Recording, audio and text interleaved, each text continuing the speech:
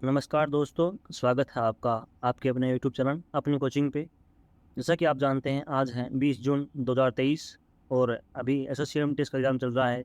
तो second shift का exam complete हो चुका है। तो हम बात करने वाले हैं उसके एनालिसिस के बारे में। अगर आपको इस वीडियो का पीडीएफ चाहिए तो आप हमारे टेलीग्राम ग्रुप को ज्वाइन कर लीजिएगा, जिसका लिंक आपको डिस्क्रिप्शन में मिल जाएगा। चलो वीडियो स्टार्ट करते हैं। पहला क्वेश्चन पूछा गया था, कामड़ जनजाति द्वारा किया जाने वाला नृत्य कौन सा है? तो ये है 13 ताली नृत्य है। ये राजस्थान का नृत्य है और ये रामदेव जी के भोपे हैं, वो ये नृत्य करते हैं। अगला प्रश्न पूछा गया था, संविधान में 11वां मौलिक कर्तव्य कब जोड़ा गया था? तो संविधान में मौलिक कर्तव्य 11वां है, वो 86वां संविधान संशोधन हुआ था 2002 का, उसमें यह जोड़ा गया था। अगला क्वेश्चन पूछा गया था, मल्लिका साराभाई जिनको 2010 में पद्म भूषण दिया गया था, वह किस नृत्य से संबंधित थी? तो मल्लिका साराभाई है, वो भरतनाट्यम और कुचिपुड़ी नृत्य की थी। उनका संबंध भरतनाट्यम और कुचिपुड़ी नृत्य से था। अगला क्वेश्चन पूछा गया था, संविधान में संशोधन करने की प्रक्रिया किस देश से ली गई है? तो यह प्रक्रिया है वो दक्षिणी अफ्रीका से ली गई है और यह संविधान की अनुच्छेद 368 में इसका उल्लेख है, संविधान संशोधन का। अगला क्वेश्चन पूछा गया था सिनोनिम का, एंथ्यूस यानी उत्साहित का वो सिनोनिम पूछा गया था। तो इसका सिनोनिम होगा स्पॉइल, इसका होगा वांट होगा, एक्सप्रेस होगा और एंजॉयमेंट होगा। तो ये इसके ऑप्शन थे एंथ्यूस के, उत्साहित होना की। अगला क्वेश्चन पूछा गया था, घोंगा है वो किस समुदाय के से संबंधित है? तो यह मोलास्का समुदाय से संबंधित है।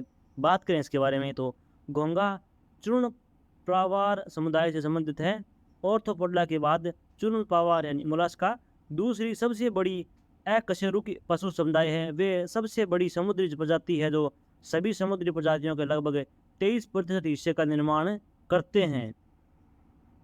अगला क्वेश्चन पूछा गया था, द्विराष्ट्र सिद्धांत किसने दिया था? तो द्विराष्ट्र सिद्धांत है वो सर सैयद अहमद खान ने दिया था। बात करें इनके बारे में तो द्विराष्ट्र सिद्धांत भारतीय उपमहाद्वीपों के मुसलमानों के हिंदुओं से अलग पहचान का सिद्धांत है।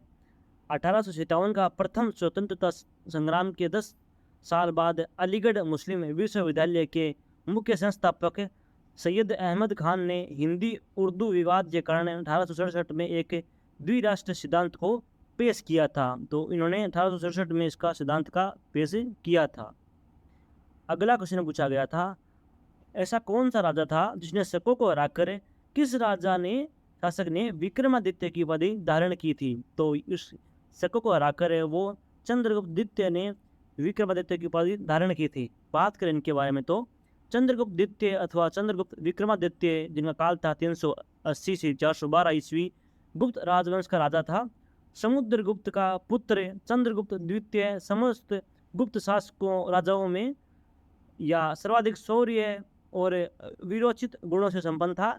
शकों पर विजय प्राप्त करके उसने विक्रमादित्य की उपाधि धारण की थी। अगला क्वेश्चन की बात करें तो ईस्ट इंडिया द्वारा रेगुलेटिंग एक्ट कब पारित किया गया था? तो यह 1773 में ईस्ट इंडिया रेगुलेटिंग एक्ट पारित किया गया था। अगले क्वेश्चन की बात करें तो ओलंपिक 1952 का आयोजन कहाँ पर हुआ था? तो इसका आयोजन हुआ था हेलसिंकी, जो कि फिनलैंड है, वहाँ में इसका आयोजन हुआ था। अगला क्वेश्चन पूछा गया था, अल्लाह रखा कुरैशी का संबंध किस वाद्य यंत्र से है? तो वे एक प्रसिद्ध तबला वादक थे। अगला क्वेश्चन पूछा गया था, पांडवलेनी गुफाएं किस राज्य में स्थित हैं? तो पांडवलेनी गुफाएं हैं वो महाराष्ट्र में स्थित हैं।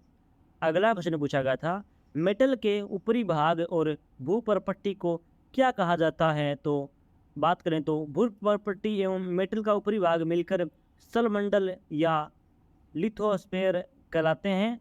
इसकी मोटाई 10 से 200 किलोमीटर के बीच ही पाई जाती है। अगला क्वेश्चन पूछा गया था, बूटिंग, ड्रिबलिंग, पासिंग किस खेल से संबंधित है ये शब्द? तो इन शब्द का संबंध है वो बास्केटबॉल से इनका संबंध है। अगला क्वेश्चन पूछा गया था, यूक्रेन में फंसे लोगों को किस ऑपरेशन के तहत भारत लाया गया था? तो इन फंसे लोगों को लाने के लिए भारत सरकार द्वारा ऑपरेशन गंगा चलाया गया था। अगला क्वेश्चन पूछा गया था, संसद में केंद्रीय बजट कौन प्रस्तुत करता है? तो केंद्रीय बजट है वो वित्त मंत्री प्रस्तुत करते हैं। वर्तमान में भारत की केंद्रीय बजट मंत्री वो है निर्मला सीतारमण, वो वित्त मंत्री है। अगला प्रश्न पूछा गया था, भारत की अंतिम जीवित सदीर नर्तक जिन्हें 2022 में पद्मश्री से सम्मानित किया था, तो इनका नाम था आर मुथुनकलम इनका नाम था।